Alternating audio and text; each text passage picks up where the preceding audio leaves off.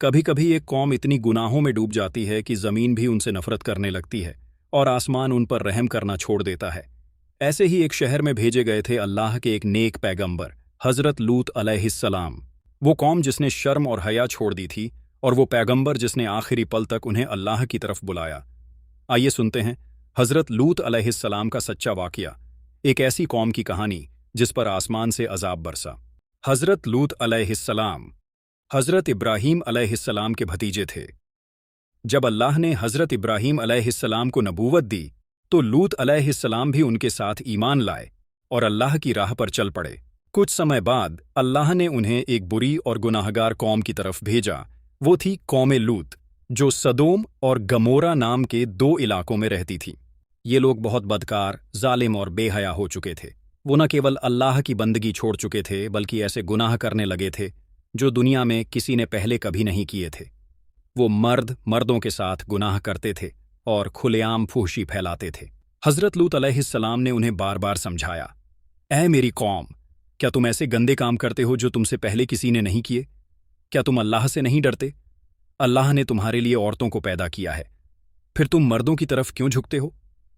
لیکن قوم لوط نے ان کی بات نہ مانی، بلکہ ہنستے ہوئے بولے، لوط، اگر تمہیں ہمارے کام پسند نہیں تو ہمارے شہر سے نکل جاؤ۔ حضرت لوط علیہ السلام کو بہت دکھ ہوا۔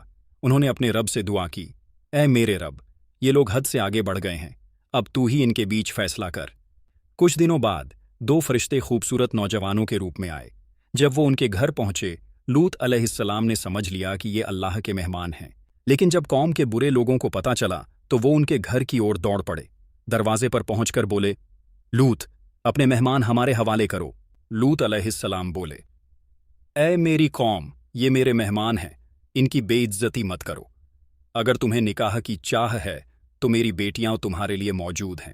مگر وہ لوگ نہیں مانے۔ تب فرشتوں نے کہا، لوط، اب پریشان مت ہو، ہم اللہ کے بھیجے ہوئے فرشتے ہیں۔